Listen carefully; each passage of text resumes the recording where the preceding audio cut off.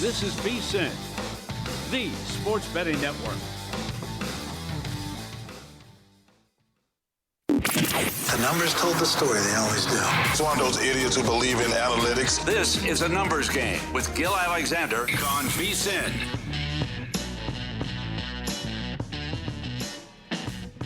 Welcome to Monday. It is a numbers game. I'm Dustin Swedelson, hanging out with Kelley Bydlon at the Circus Sportsbook in downtown Las Vegas. This show is absolutely flying by. Yes, it is. It's a holiday around here. It's a couple things converging at one time. One, Major League Baseball's trade deadline. It goes down 6 p.m. Eastern time. Based on everything I'm reading, there are teams in contention that are trying to trade away guys in their rotation. Like the Texas Rangers have made Mackenzie Gore available. Wow. It is very, very interesting. Okay. Everyone, I think there's two games being played at once. There's this year, and there's the eventual fear of a salary cap coming and trying to get under whatever that may be now. I mean, that Blue Jays Soriano move that's a look toward the future move, right? For Toronto, Yeah. it's brilliant because they're going to lose all these older arms that they have. And you'll pair Soriano with Savage and Dylan Cease going forward. I like it, man. That's a lot of strikeouts in that rotation right there. Was baseball trade deadline the holiday you were referring to? No, the other holiday is the college football betting guide is out at VSiN.com. No, I'm like, you know how we've been working in broadcast for way too long? Like, you just. Is today a holiday? I don't even. No. But I just walked outside. There's like way more people in the casino than I would normally think on Monday at 9 a.m. No, but I just checked. I don't think there is. Well, let's see. A couple things. Except for British Columbia Day. Happy to those who celebrate British Columbia Day. There are 3 observances today, and I'm not doing shtick. National Grab Some Nuts Day. Oh my God, I'm looking at the same thing you are right now. Yep. Oh, should be fun when I get home today. National Clean Your Floors Day. Not participating. Not participating. National Watermelon Day. I can get behind that one. I can buy that too. 2 out of 3. I'll take it. Wow. Okay. Everything really does have a holiday. National Grab Some Nuts Day is a was really not thinking that was going to show up when I opened up that tab. That is a wild event. National Georgia Day, as in the state of Georgia, it looks like. No. I don't know if that's state of Georgia. It might be the country of Georgia. Country of Georgia. Wow. But it looks like there's peaches in the ad for it. So I'm not totally sure here. Probably the state then. Yeah, that looks like that. All we have going. International Clown Week begins today. I know everyone's saying, "Yeah, dude, you're filling in for Gil. That's why you're here." Oh, hey, what is that? Does that mean does Insane Clown Posse? Does that still exist? First of all, ICP. Yeah, does that still exist? It has to, right? Probably, but at this point, are they doing mosh pits with their walkers? Right. Yeah. Are they all still alive? How many of them were there? There was 2. Oh, that's it? I believe so. I thought it was front a full band. Insane. Clown What's that Posse. called? A juggalo? Yeah, Juggalo. Do they have to perform somewhere this week? You would think so on International Clown Week. They've been going since 1989. Are you serious? They have concerts. If you're in Vail, South Dakota, you can see them on the 14th. Bro, there you go. That's a party. If you're in Vail, South Dakota, I mean, there's not that much to do. I'd still argue you could spend your time doing other things than seeing the Insane Clown Posse. That is a tough one right now. Man. Yeah, it is Violent J and Shaggy 2 Dope. Sure. Yeah. Yeah, you're right. Only 2 of them, huh? Yeah. 89. Wow. I would not have guessed that. Yeah, that's quite a run that they're still going. Congratulations to them. They've certainly defied the odds. They really have. Can Gil Alexander defy the odds back-to-back months? He cashed 80-1 the Boston Red Sox to have the most wins in baseball for the month of July. In the month of August, what does Gil roll with? He went with the Detroit Tigers 60-1. I'm sure you saw the tweets we were getting Friday after Gil's appearance. It was like, hang on, Gil steamed it down. It's down to 30-1. Gil steamed it down. It's down to 20-1. You hit one of these things and everyone wants to jump on your next play. And things got off to a good start for old Gil Alexander because Detroit, even though they traded Tarek Skubal yesterday, 3-0 against the A's over the weekend. Yeah, I was enjoying the tweets we were getting to. I mean, it was one of the first questions we had for him. We talked about it openly. He goes with the Tigers. So we talked about Skubal and the chances of him being traded. It was laughing at how many tweets we were getting. But doesn't he know that Skubal's going to be traded? It was it was part of it. Well, was part of it. That's why the number was 60-1. Right? Yeah, it was part of it. I think that's probably my least favorite thing to hear from people when you bet a long shot. Are you aware this is happening? Yes, it's baked into the market, and the reason I'm betting it is because I think that's not as big of a hindrance as you think it is. Right. It's my favorite. Are you aware this is happening? Yeah, that's why I like this. Either way, most wins in the month of August. The Red Sox begin August coming off a winning last month, 3-0. They sweep the Dodgers to start things off. So good start for them there. 2-0 in August, though, right? I have my dates right? Oh, yeah, 2-0 in August. Yeah. Right, yeah. Yeah, you're right. You're right. Friday be the 31st? Friday was Yeah, the 31st. yeah, okay, good. You're right. I'm throwing Just you checking off. my work on air. Yeah, You're right. I'm going series. You're going month. Red Sox 2-0. Phillies 2-0. I believe the Astros 2-0 too. Am I wrong on that? I thought the Astros just swept Texas over the weekend. They are, let's see. Astros should be, yeah. The Astros are 2-0 as well. They're 20-1. Okay, that's why they didn't make the graph. I was going by odds order. Got it. I bet them at 28-1 when we left the show Friday. That was my play. So you'd probably still like them at 20. I do still like them at 20. Yeah, absolutely. 20-1 over at DraftKings right now. Obviously, check around. I have DraftKings pulled up at Caesars, up at Circa as well. Actually, Circa might have them down now. Yeah, but Caesars should have them up as well. The other team I originally considered was the Braves, 12-1. It's 9-1. I think that people were scared off by the schedule for the Braves, but I just remember looking at it and thinking, you know what? This team has a huge upside, and I'm not scared of the Yankees as much as I would have been if Judge was healthy. They go to the Bronx after 3 with Miami coming up to start the week. The Mets are not scary. I think that Arizona, to me, is good, and they're a wild card team, but I think the Braves are better. At Minnesota keeps doing this. I don't know how. I think the Braves are better. It's the end of the month where you have Milwaukee and the Dodgers back-to-back, but they finished strong with 3 against Colorado and 1 against the Giants. I think you can make up for a lot, and we just saw Los Angeles can be susceptible. They just got swept at home by Boston. So I still like the Braves as a look at 9-1, but I'll stand by Houston. I think the thing that's totally being underrated with the Astros, the pitching was so bad in April and May. They've finally gotten things going right. Hunter Brown is healthy. Javier goes tonight. If he can put together some good starts like he's capable of being, that would be massive. But more importantly, the bullpen was pitching them out of games early in the year. Since Josh Hader came off the IL to begin the season, they have dropped a few slots in being one of the, not better, but not as bad in the bullpen this season. I think with that continuing for Houston, I still like them at 20-1. Yeah, I like that too. The other one I was going to check on, because this really jumped out to me when Gil joined us on Friday, was him talking about the Cubs, liking them in the market too. This is pretty shocking. So they were, the one that jumped out to me was just because they start with the Yankees and the Dodgers, right? So I thought could be a good live buy-in opportunity into this market. Depending on how they do those first 5 games between those two teams. Lost the first 2 to the Yankees. DraftKings is still all over it because they had them at 18-1 to open. They're 16-1 now. Yeah, starting the month off 0-2.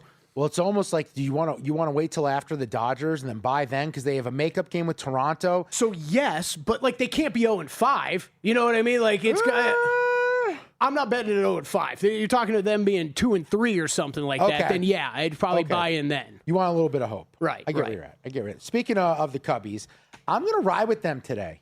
Interesting matchup for Chicago against the Dodgers. This one's being played at Wrigley. The win, I don't think will be as big of a factor. It is slightly blowing in, it looks like. Matthew Boyd against Justin Robleski. Total's 8. But I got the Cubs this morning at plus 110. It's down to plus 104. Dodgers minus 126 on the road. Kelley, this is one of those bets where you just take a shot on the dog because you like the number. Mm-hmm. Boyd's been in awesome form lately. He's really, since he came off the IL, been solid for them. 7 shutout innings at the Cardinals last go-around, a 1.67 ERA over his last 5. 4 of those were on the road. He comes back home.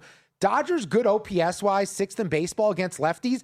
But how about the Cubs? Cubs 2nd in OPS against lefties. Robleski finally is getting hit hard his last 2 starts. 5 earned in 6 innings against Seattle. ERA's a little bit higher the last few starts for him. And looking at some trends, Matthew Boyd, 9-1 straight up since 2024 against good power hitting teams that hit more than 1.25 homers per game. He's 8-0 since 2025 against the NL teams scoring 4.5 or more runs per game. Give me Chicago at home, plus money. I don't love going against the Dodgers after a 3-game skid. Just feels like that they're due to get right, but I'm just going to back Chicago at plus money here on principle. Yeah, I like it. I was just going to check to see if, actually, I don't think Caesars has most wins in August up. Because you're right. If you're going to be betting that, I might have to make that Cubs bet before this game tonight. Yeah, I think it's worth a shot looking at the Cubs here at a plus price. I think the one thing I'm noticing in my baseball handicapping right now, I'm getting too favorite heavy, and it's coming back to get me. And one thing that used to be an issue for me is I used to back too many dogs. I think late in the year, I'm letting the big picture narrative get the better of me and not realizing that these are isolated games in a vacuum. Maybe if you want to bet the series, go with the favorites. But game in, game out, dogs are still going to be live because some of these guys are trying to prove it for contracts, for jobs next year, for solidifying their roles. They're not just laying down and dying like we sometimes assume they're going to do because their team isn't good. Yeah, no, I think so. That's more of a you think you're just underrating some of the bad teams too much. Yeah, I think I'm just laying the wood too much, and I think it's more about identifying dogs in baseball, and that's how it is all season long. Like for me, when I'm in a bad rut, my move is always I'm only allowed to bet 1 or 2 dogs on the board. I can't lay it with a favorite until I hit a dog or two, and then I go, okay, cool, I'm seeing the board right. One last game that I really like today. Give me the under in the Yankees and the Cardinals. I like the under 8 a lot at -114. St. Louis lost 2 of 3. They've lost 12 of 16. They're starting to scuffle. Yankees won 2 of 3 at the Cubs. It's McGreevy against Schlittler. Schlittler's off 6 1/3, 1 earned, 8 strikeouts at the White Sox. He's got a 1.93 ERA his last 5. Both teams on underruns, though. St. Louis 19-8-1 to the underrun. The Yankees 17-9 to the underrun. The Yankees 18-8 team total underrun. They're not hitting much. McGreevy's been getting away with this for all season with allowing contact and beating teams and keeping them at bay. McGreevy 6-0 to the under as a road dog of even money or higher. He's 13-2 to the under when working or on 5 or 6 days rest. I love the under here. Yankees offense has not been hitting well without Judge. I trust Schlittler to shut down the Cardinals. That's where I'm going to look there. Under 8 in that contest between the Cardinals and the Yankees. Will Levis believes he's ranked where in the NFL quarterback echelon? We'll discuss next on A Numbers Game.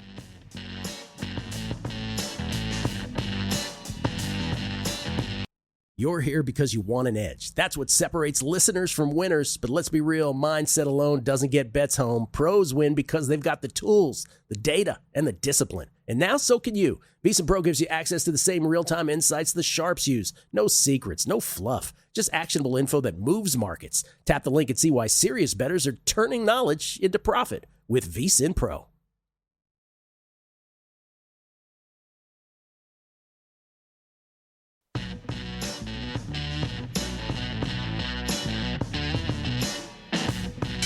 A Numbers Game on VSiN, the Sports Betting Network.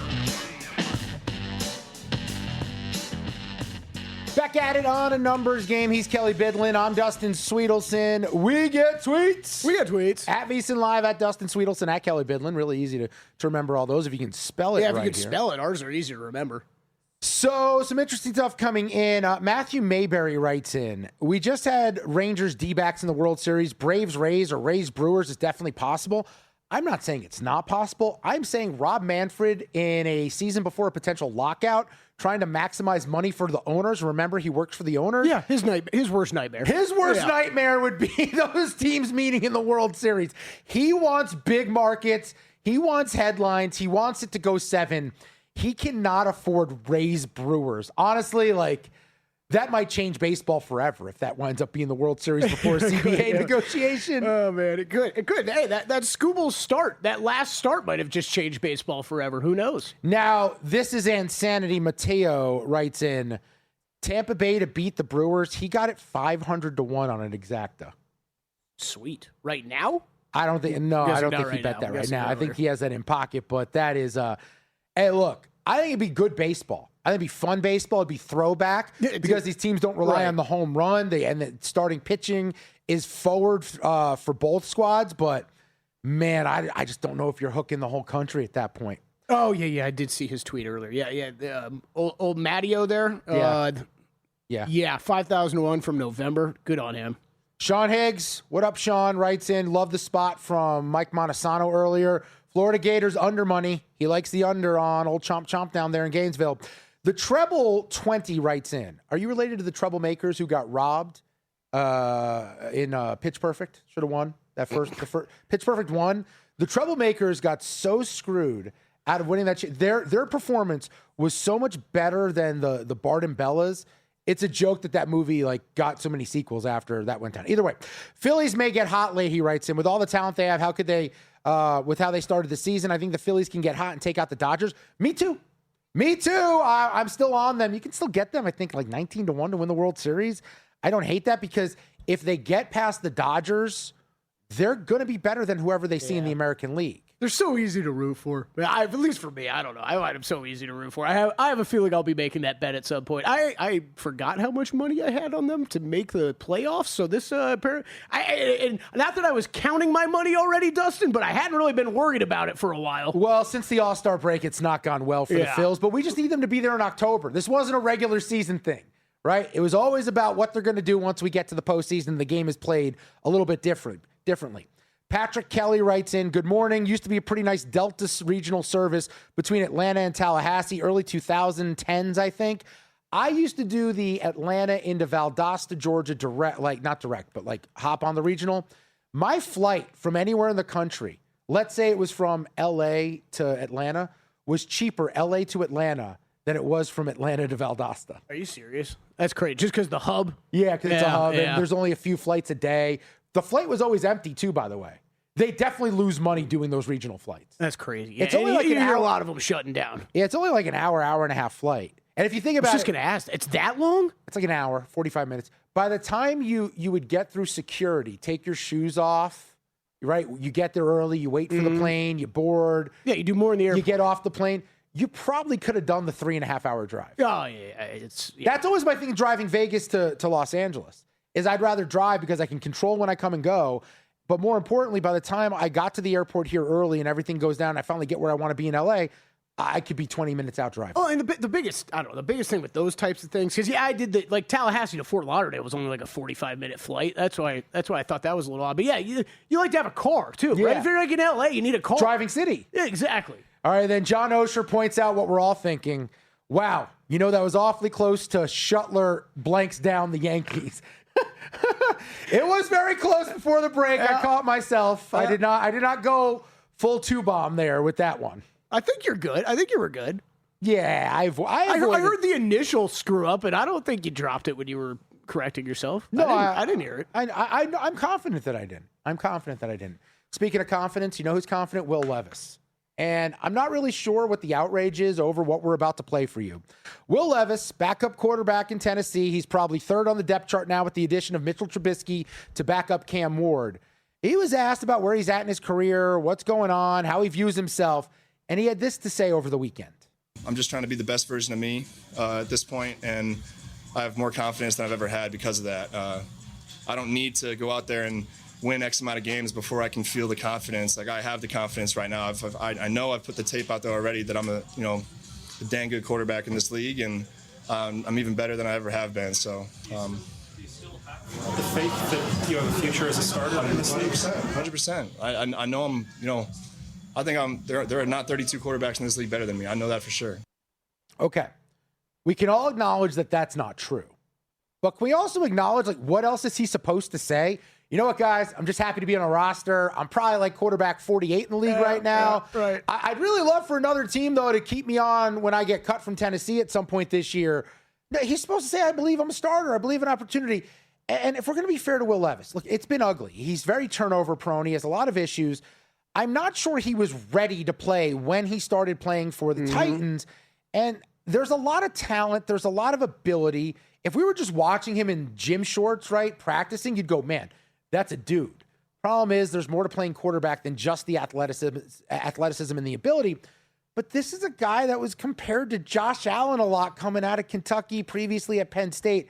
I don't know what the outrage is, because what is he supposed to say there, Yeah, it's such a great call by you. This picked up a lot of steam, and you just Google Will Levis right now, the amount of national, even non-sports news outlets that have run with this. It's the story because he sucks. And so, overdrafted, overrated guy, so we're all going to crush him. But I'm with you. What the hell is the guy supposed to say? I'm Will Levis of VSiN. I host the night show here. I'd like to have a better, an earlier, more primetime time slot. I love what I have. I'm passionate about it, and I love doing cashing out. But I'm Will Levis. Am I supposed to believe I'm just going to be the backup? Right, exactly. I'm going to be the guy who fills in all summer long? You're allowed to aspire to more in life. Yeah. If I don't have that attitude, what am I waking up and doing every day? Just accepting something for what it is when I think that I can do better, I can be better? That's how he's motivating himself as well, by saying, I want to be one of the 32 starting quarterbacks in the league. You start saying these things, they become real. Also, like, I know it's been bad. But like, do you know some of the guys that we've seen play quarterback over just the past couple years? There's been a lot of trash out there. I would think Levis gets another shot at some point here in his career. Max Brosmer last year. That was one of the worst things I've ever seen in my life at quarterback. That's what I'm saying. Some other news from the Titans. An AFC exec says Cam Ward will take a jump in 2026. I saw this making the rounds on social. Talking about the pieces that they added. Win total 6.5. It's pretty trendy to go over on them. I lean over, but it's one of those where it's so popular, I don't know if I want to join it. Here's my favorite future bet for Tennessee. So there's a lot of new pieces being brought in. Carnell Tate, right? Calvin Ridley returns at receiver. Wan'Dale Robinson, the third receiver for Cam Ward. And also offensive coordinator Brian Daboll. Wan'Dale Robinson's season-long prop is 699.5 yards. They did not bring in Wan'Dale Robinson to not utilize what he is. He is a volume receiver. He is a small slot guy. You feed him the ball 5, 6, 7 times a game. He had 1,000 yards last year for the Giants. And I think Tennessee's going to be losing. They're going to be throwing more from behind. But he was at 699 2 years ago.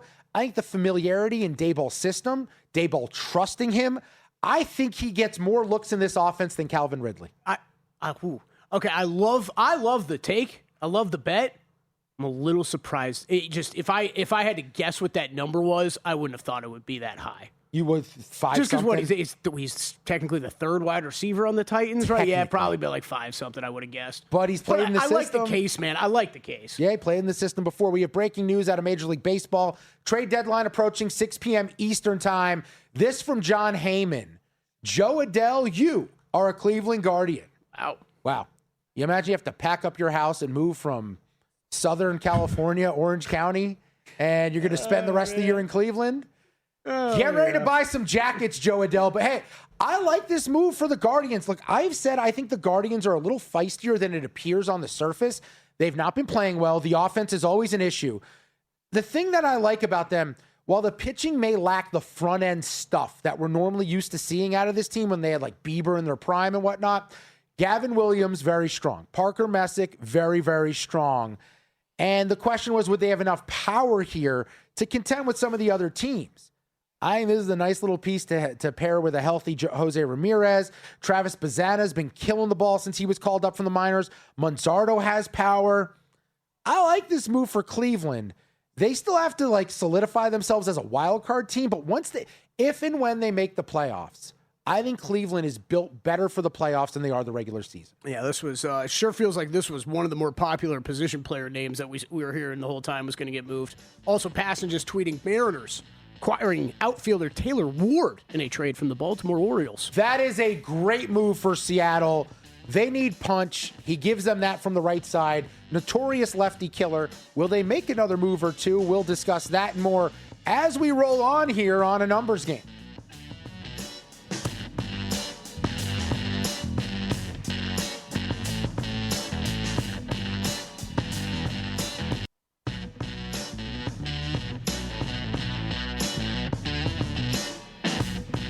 A Numbers Game on VSiN, the Sports Betting Network. Baseball trade deadline, 6 p.m. Eastern tonight. It has been fast and furious and juicy. Welcome back into A Numbers Game. That's how they describe this show as well, fast, furious, and juicy. Yeah, He's Kelley Bydlon. I'm Dustin Swedelson.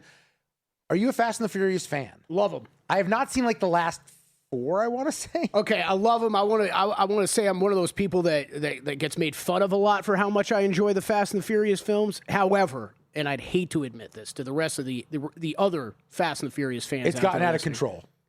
I 10. I started. First of all, I did not see it when it like first came out, which was kind of like a new thing for me. I don't go to the theaters for them, but like, you know, I watch them as soon as they're available. Dustin, I shut it off. I think I fired it up like a month ago. Shut it off halfway through. That's the first time I've ever done that with one of those movies. Okay. Here's the plot hole in Fast and the Furious that no one wants to talk about because we've jumped the shark. No, here's number one. The whole series began, the premise was they were stealing DVD players off of tractor trailers. And by the way, they weren't good at doing it. They almost got caught several times. Mm-hmm. Yep. Now they've saved the world multiple times over. Oh, yeah. They went from not being able to steal DVD players to saving the world. My favorite individual scene, I think it's the last one I saw, the one where The Rock redirects a missile on ice with his arm. Hold on. The biggest plot hole character there is, it's ludicrous.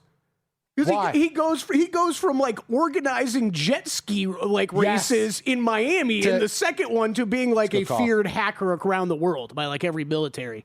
No, that's a good call. That is a really good call. Some more calls being made in Major League Baseball with the trade deadline approaching. Taylor Ward traded to the Mariners. We touched on that before the break. I love that move for Seattle. I think this team stinks, by the way. I just want to point that out there. I have a preseason bet on them, 12-1 to win the World Series.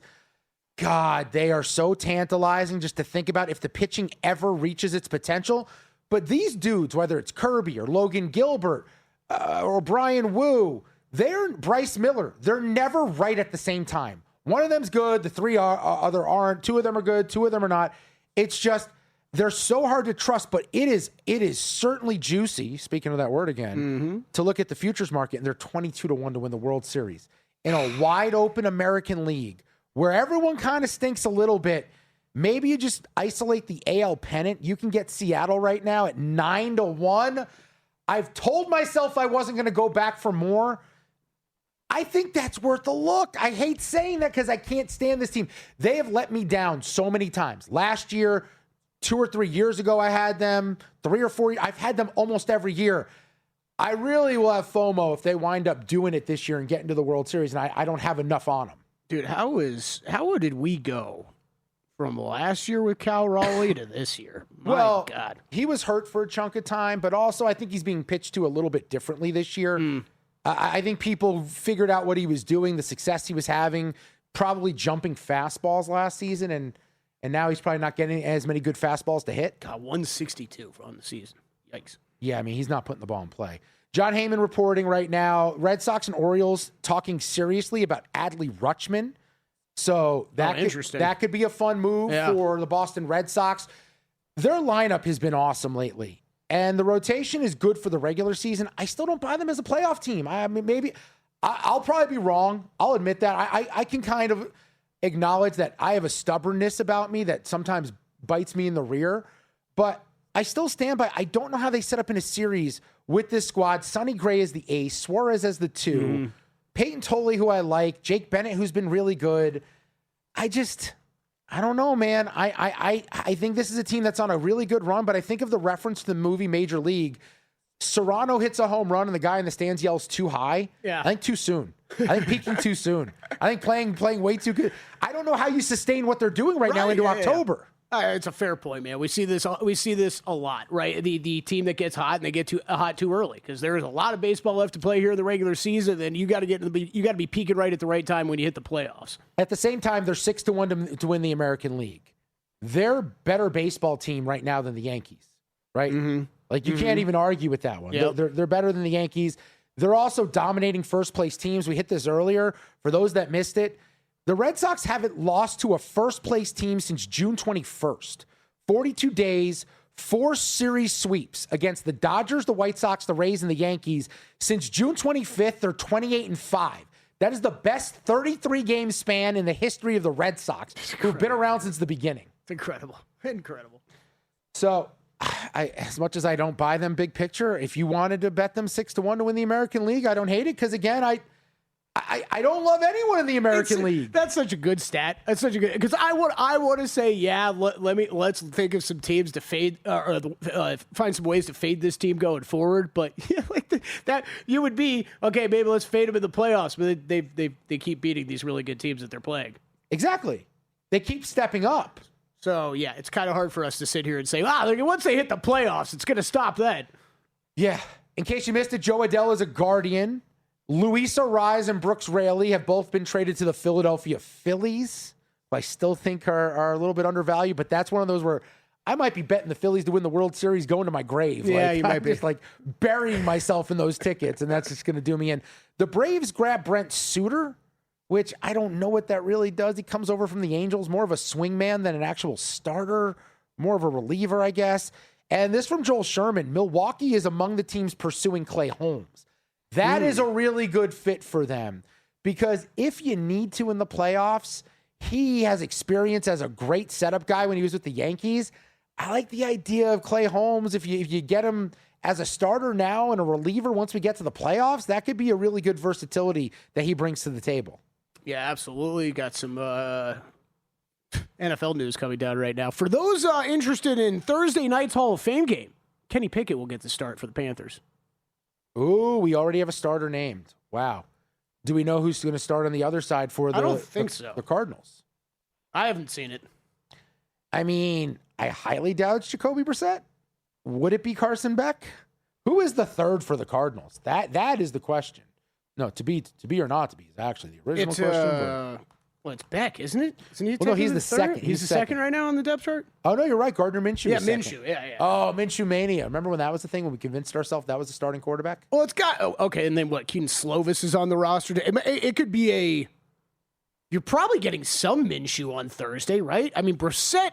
Do we even have a solid idea of how much practice Brissett has gotten in with the whole contract stuff going on? I think he was practicing. He was holed in the entire time? Okay. Yeah, I think he was. But you're probably not running him out anyways. No, they're also installing a new offense, though. Yeah, like this might be tough. Yeah. You might see a little bit of all those guys on Thursday, except for Brissett. I think I'd be shocked if Brissett got out there. I think I've been known around here to say crazy things, and people just know that like I do believe the crazy I'm saying. Here's my crazy thing coming out of this conversation. Kenny Pickett's going to start meaningful games for the Panthers this year. I think Bryce Young stinks. I think you're all falling for traps here. Kenny Pickett may stink, but I think Bryce Young is a liability, and Dave Canales knows it, and he doesn't want to get fired rolling with Bryce Young. If he can win games with Kenny Pickett, he proves to the organization he's more important than the quarterback. You're not getting an argument out of me. I already bet the Panthers win total under. I'm not there on Bryce Young. I think there's been some flashes. Like maybe I end up being dead wrong on this guy, but man, I haven't really understood it since he came into the league, Dustin. Like it's like if we're gonna sit here and talk about little tiny Kyler Murray and how injury prone he is, yeah, got it. But he has some legs, he has some wheels that he can really move on, right? You don't get that same type of running ability from Bryce Young, who is not that much bigger than Kyler Murray. No. And Ted McMillan returns, Xavier Legette returns, Jalen Coker's back. They lose Chris Brazell, the Tennessee rookie. They've lost like 5 guys. They wanted McMillan to move to the slot. I don't know if they can do that without Brazell. Yeah, you're probably right. And McMillan's awesome, by the way. As much as I think he's awesome, that was one really thought he was going to be an early first-round pick, has a hell of a season, rookie of the year, offensive rookie of the year out there. I'd rather have Ibuka, though. I think Ibuka's a better receiver overall. Really? Yeah. You know what? Ibuka actually surprised me more last year. I'd still rather have McMillan. I think McMillan gets forced the ball more because he's the focal point. Ibuka wasn't a year ago. Running back's interesting. Chuba Hubbard back, but all the hype in camp is that Jonathan Brooks from Texas, huge ups. He has looked awesome. That is, I feel like that is one of the number one offseason storylines I've read. Watch out, Jonathan Brooks this year. Yeah, that is the guy everyone's going to have in their fantasy team, and we're going to get to like week 8, and you're going to be like, I'm just waiting for Jonathan Brooks to get his chance. Just waiting for, and we all believe the hype, and it doesn't end up happening. Hey, the Circus Survivor documentary, it's heating up. This week's episode's called The Turning Point, and it's for good reason. In week 5, for the first time in Survivor history, the number 1 pick of the week goes down in flames on a Thursday night. Chaos following is unlike anything we've ever seen in Circus Survivor. By the time weeks 6 through 9 play out, the contenders separate from the pretenders. The pressure gets very, very real. $18.7 million is on the line. Watch the next episode Wednesday, 9 p.m. Eastern on VSiN. If you need to catch up, episodes 1 and 2 are on YouTube right now. Just search for VSiN Live. Hey, we did some shooting for that on Saturday night. We did. You and I are going to be in episodes, we think, unless we were... Sorry, Greg, but we were kind of working on Saturday when we were here. Technically, yeah. We were, yeah, we were. That's why we didn't have to pay for the Barry's meal. That's right. But you're right. I don't know if it shows up on the actual documentary. We'll see. Either way, hours were clocked. We'll look at the baseball card, what we like later on today. That's next on A Numbers Game.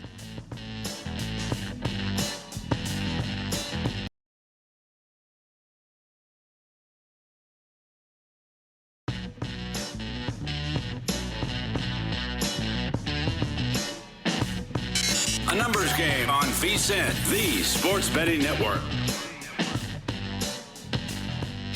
It's a numbers game. VSiN, the Sports Betting Network. Dustin Swedelson in for Gil Alexander all week long. Kelly Bydlon lives here. He's always here. He would get a residency if Derek would build, I think, apartments here. There's probably a pretty good chance, yeah. Yeah. Mm-hmm. I've tried to convince him.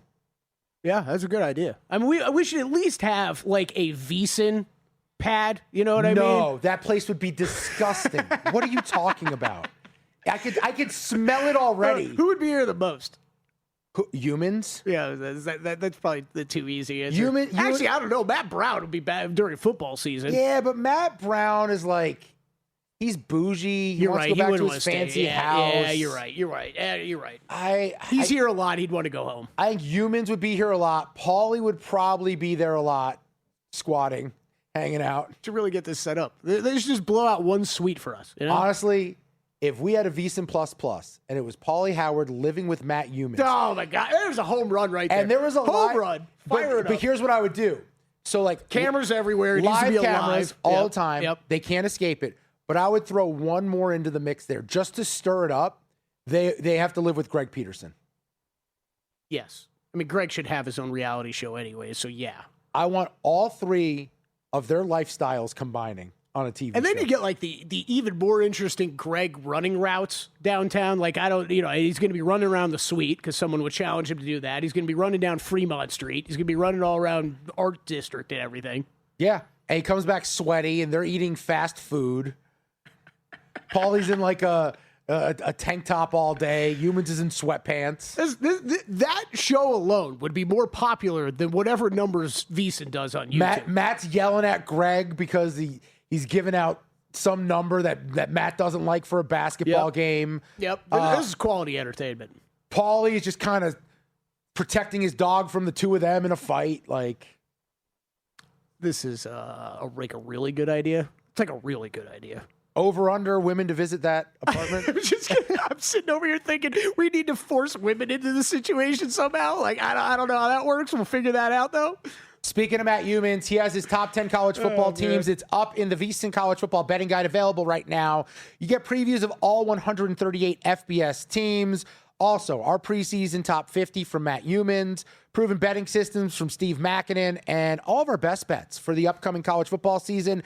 Start today for just $9.99 or get a full year and save 50% with a VSiN Pro annual subscription, VSiN.com/subscribe, VSIN.com/subscribe. So I mentioned Matt Humans has his top 50. Here's the top 10. To see how the rest shake out here, you got to go get the VSiN College Football Betting Guide and see what he likes, because Matt Humans is one of the sharpest dudes when it comes to a lot of things. I think college football, I'd argue, is his best, but sometimes I'd say college basketball. I don't know what he'd say. I wonder what he'd say. It's definitely those two, but I don't know which one he'd go with. He's pretty good on golf too. Like I don't know. That's good. That's a good point. Yeah. I think he'd go college basketball. I think he takes the most pride in college basketball because it's the one that requires the most work. Mm-hmm. But I still say college, especially week in and week out. Yeah, college football and golf are right there. I feel like I look up and Matt Humans is on like 8-2, 6-1 runs almost every weekend. So this is his top 10 teams in order. Now, how do we compare and contrast this to what we see in the betting market? He has Notre Dame power ranked number 1. Oregon is number 2. Well, hold on. Number 1 on the betting board at DraftKings, Ohio State 6-1. Notre Dame number 2, 6.5-1. How about Oregon? All the way down at 5th at 8-1. Ohio State's number 3 for him. Georgia's 4. Texas is 5. Indiana 6. They're 8-1. Miami's 7th. They're 11-1. LSU 8th, Ole Miss 9, Oklahoma 10th. I'm actually very surprised that Humans is buying into LSU. He normally doesn't suffer fools, but that lets you know what Lane Kiffin brought in talent-wise, it's very hard to deny. Yep. Like his call, so there's another person with Oklahoma pretty high. Right? Well, Oklahoma returns a lot. The defense is always crazy. John Mateer is healthy. The thing that I agree with Humans here, 4 and 5. He has Georgia above Texas. I stand by Texas is more talented than Georgia. Georgia's a better team. And I bet this is where Matt is going here. He'll explain it later when he's on the air. But Steve Sarkisian can't be trusted. This guy comes up short all the time, especially when there's expectations. Georgia's lost a lot, especially at receiver, tight end. even on defense, they've been gutted the last 2 years. They always develop and find guys, so I'm not doubting that. It's just not as many known commodities this year for the Dogs. They have Gunnar Stockton back. They have a run game back. They love the tight end Lawson Lucky. Humphreys returns at receiver, but it's just not a lot of dynamic playmaking, but they have Kirby Smart. And because they have Kirby Smart and he does this year in and year out, and in big games specifically, I trust him, you have to side with Georgia over Texas. Texas is the better team. Texas has way more talent. They have way more upside to go on a run here. But until I see it from Steve Sarkisian, I have a very difficult time backing him because I don't really understand how he gets to be the head coach of Texas. There's nothing in his past, in his resume, that warrants maybe the best job in all of college football now that you can spend money. Yeah, that's. Would you have Notre Dame, Oregon, Ohio State, though, all clearly ahead of those two? Yeah. Okay. I have Notre Dame number one. I have Oregon winning the title just because I think some of their depth returning, and I like the build for them year after year. They've lost to the eventual champion in the last 2 seasons. It feels like a situation where they get over the top. Ohio State's really intriguing. Julian Sayin is a guy that I have not been high on, but they kind of had training wheels on him last year. And if you look at the numbers are incredible for him. But I just don't buy everything they lost on defense combined with not totally trusting Sayin and Arthur Smith at OC. I don't know about Ohio State as a national champion. They're a playoff team, but I don't know if they're a national champion. Yeah, the continuity feels big there, but I'm with you. He's not someone I've been overly blown away by in the past. To check out Matt's Top 10, get the VSiN College Football Betting Guide right now, VSiN.com/subscribe. Baseball today, 3 plays for me, Kelly. Let's go Cardinals-Yankees under 8 in that contest. Mike McGreevy's not pitching all that well lately after allowing a lot of contact all year. First time for him facing Yankee hitters who have not been doing well at the dish. Cam Schlittler, a 1.93 ERA last 5 starts, off 1 earned at the White Sox. Cardinals enter this one on an underrun of 19-8-1. The Yankees 17-9 underrun. The Yankees team total is on an 18-18 total run. So that just lets you know how they're performing against the market. They're not scoring based on what the market thinks they're going to get to. McGreevy 6-0 to the under as a road dog of even money or higher. I really like the under in that game between those two. I'm also going to take plus money on the Cubs. I don't love betting against the Dodgers, who are on a 3-game losing streak, but the reality is I like the matchup here. You got Matthew Boyd off 7 shutout innings at the Cardinals. He has a 1.67 ERA his last 5 starts, 4 were on the road. He comes back home. And Robleski on the other end for the Dodgers, facing a Cubs offense that's second in OPS against lefties. And he's starting to get hit a little bit. 5 earned in 6 innings against Seattle, 3.26 ERA last 4 starts for him. So it's been a little bit higher. 3.26 ERA is still good, but this is a guy like McGreevy for St. Louis has been getting away from not having like dominant, overwhelming stuff. I think the Cubs can make him pay. And then the last one for me, give me Milwaukee minus 140 against the Buccos. I don't really trust Bubba Chandler right now. He's been up and down lately. 3 earned, 4 innings against Arizona last start for him. Brandon Sproat just completed 6 innings for the first time in a while last start against the San Francisco Giants. Last 2 months down to a 3.71 ERA, over a strikeout per inning. Milwaukee's 36-20 at home. I'm going to back the Brewers, the better baseball team here. I like it. I think I'm going to join you on the Cubs because I think I'm going to play that side today. And if they lose, I'm going to jump in on the monthly wins market. I like that. Yeah, I like that. What do we got from Gil today? We got nothing from Gil Alexander. We do have bets from Greg Peterson. Pirates Brewers over 8.5. He's on the Dodgers money line, so we will be going oppo with Greg on that one. Also on the over in that game, 8.5. He got that at. There are 8s out there now. What did he say during the segment? We have wind blowing in or not wind at all, really, at Wrigley. I think it was light. I think that's what he was saying. In, but it wasn't major. I'll pull it up for you right now. I think that's what he said. Okay, Giants money line as well for Greg, plus 102 over the Rangers. 6.9 mile an hour winds. Okay. And then Blue Jays, Astros under 9 for Greg. And then Michael Montesano joined us earlier. He had a bunch of college football for us. Toledo over 7.5 wins at minus 130 in the MAC. He also has Western Michigan to win the conference, plus 350. In the SEC, played a couple conference win totals. Florida under 4.5 conference wins. LSU over 5.5 conference wins. And then another one you liked, Troy to win the Sun Belt West Division at plus 350. Yeah, that's one that we got turned on. We had David Schultz on a few weeks ago from Sun Belt Conference Media Days. and they return both their quarterbacks. And it's more about I'm just finding ways to fade James Madison. It's not that I don't think Billy Napier won't be better going back to the Sun Belt level. It's just they return nobody. Yeah. To be favored by that much for this league, I don't know, man. That felt awfully lofty. I think Troy, who was in the title game a year ago with both quarterbacks back, to me, that jumps out way more to me. This is all something you brought up to Mike. It's been a little bit of a blind spot for me, though, too. It's the make a bet like that, but then sprinkle on some of them just to win the conference, too. 100%. Hey, that'll do it for us on a numbers game. Stay tuned after us. Prop Points, Nick Whalen, Eric Halterman. Then you have Money Moves, Stormy and JVT at 2 p.m. Eastern. Follow the money after them at 4 o'clock Eastern time. For Kelley, I'm Dustin. See you next time on VSiN, the Sports Betting Network.